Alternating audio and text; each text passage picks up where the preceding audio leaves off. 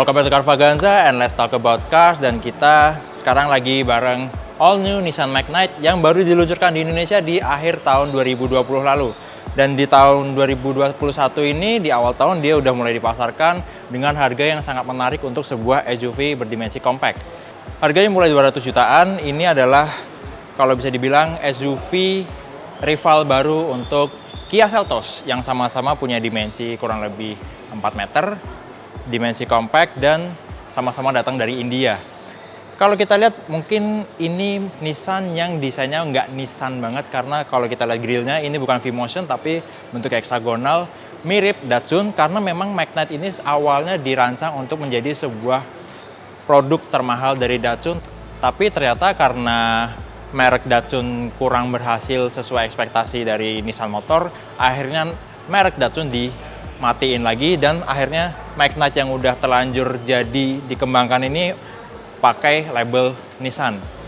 Mobil ini pakai mesin 1000 cc 3 silinder dengan turbo dan transmisinya automatic CVT, dan ada versi manual lagi untuk varian yang lebih terjangkau. Jadi mobil ini menawarkan komposisi atau kombinasi mesin yang irit dan bertenaga, desain yang atraktif untuk sebuah SUV compact, dan banyak fitur menarik yang mungkin selama ini nggak mungkin atau nggak kebayang ada di mobil dengan harga 200 jutaan. Oke, kita nggak akan banyak bicara soal spek karena di sini adalah acara first drive, jadi kita akan langsung test drive mobil ini di jalanan Jakarta. Oke, kita mulai sekarang first drive untuk Nissan Magnite, SUV paling kecil untuk Nissan Motors di pasar Indonesia. Ini mobil mesinnya emang kecil, cuma 1000 cc, 3 silinder tapi pakai turbo. Dan karena pakai transmisinya CVT automatic, jadi langsung kerasa torsinya padat waktu mobil ini langsung pindah dari posisi netral ke D. Padahal baru input gas dikit aja dia langsung kerasa ngedorongnya kuat, nggak kayak tipikal mobil LCGC yang sama-sama mesinnya 1000 cc 3 silinder. Tapi kalau kita ingat, LCGC itu mesin naturally aspirated alias nggak pakai turbo. Terus selain itu yang langsung kerasa juga ini mobil ternyata karakter suspensinya nggak semurah harganya. Jadi kerasa kalau kayak mobil ini harganya 300 juta ke atas. Jadi agak firm, agak keras, yang jadinya nggak bikin mobil ini banyak shaky atau goyang waktu lewatin jalan yang bumpy atau bergelombang ya. Ini bisa bikin penumpang lebih nyaman tentunya di perjalanan, karena ya itu tadi mobil nggak banyak goyang, dan mungkin nggak bakal gampang bikin mabok juga kalau buat perjalanan jauh. Selain itu juga posisi duduknya lumayan fleksibel, kursinya bisa reclining, maju mundur, dan diatur ketinggiannya. Terus visibilitasnya luas, posisi duduk yang lumayan commanding khas SUV ya. Jadi tinggi, pandangan ke depannya luas, tinggi, terus kap mesinnya juga masih kelihatan, dan peredamannya juga ternyata lebih bagus daripada yang saya kira sebelumnya.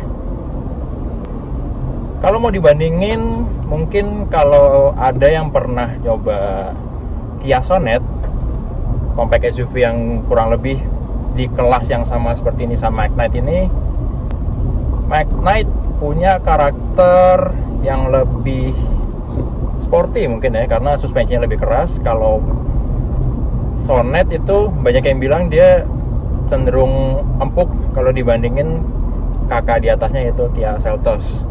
Jadi kalau misalnya di compare head to head, Nissan Magnite mungkin akan lebih stabil dan lebih enak untuk diajak manuver dibandingkan Kia Seltos. Oh ya, mungkin banyak yang penasaran gimana mobil ini dengan dimensi yang lumayan besar untuk mesin 1000 cc, apakah getarannya ganggu?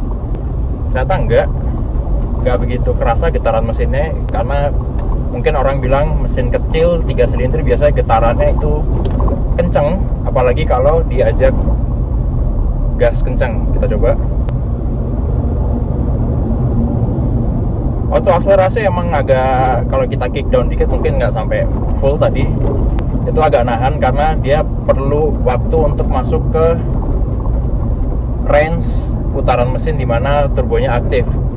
Dan kalau kita coba lagi nih, dia begitu lewat 2000 rpm baru kerasa boost dari turbonya yang ngasih torsi lebih kuat, yang hasilnya akselerasi mobil ini jadi lebih mantap, lebih enak. Jadi kita nggak perlu sampai RPM tinggi, misalnya di atas 4000 kayak mobil yang mesinnya masih naturally aspirated. Setirnya electric power steering, ya enteng tapi bukan yang enteng sampai kosong nggak ada feel-nya. Kita masih bisa ngerasain gimana perubahan permukaan jalan langsung ke setir. Terus diputernya juga kerasa agak padat ya. Jadi kita masih bisa dengan baik untuk baca gimana perputaran arah atau pergantian arah mobil ini di setiap kondisinya. Hal unik lain dari Nissan Magnite itu kalau ngelihat ke panel instrumennya, udah full digital, ada 3 layar kanan kiri, sementara yang di tengah itu TFT.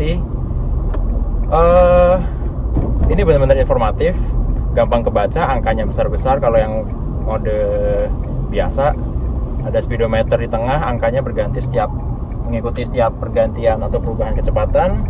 Terus ada lingkaran besar yang jadi tachometer,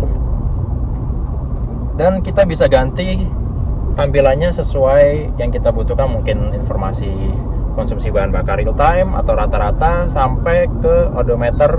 Jadi dengan panel instrumen yang full digital ini, yang modern, Nissan mau membuat SUV kecil si Magnite ini jadi mobil yang benar-benar modern, mengikuti demografi karakter konsumennya yang sekarang udah di usia 30 tahun ke atas, mungkin yang udah aware sama teknologi.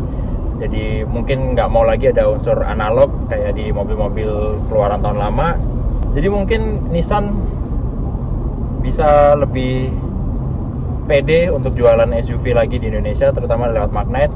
Apalagi kemarin juga sempat mencuri perhatian waktu meluncurkan Nissan Kicks e-Power yang punya teknologi yang belum dipakai di pabrikan lain sekelasnya.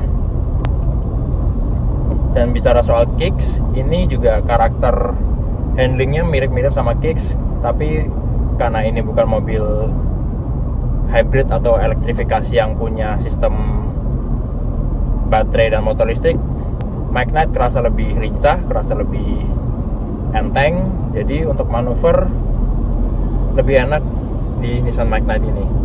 Nah, itu dia tadi kita udah test drive untuk pertama kali all new Nissan Magnite, SUV compact yang harganya 200 jutaan, yang surprisingly lebih baik dari yang saya ekspektasi sebelumnya.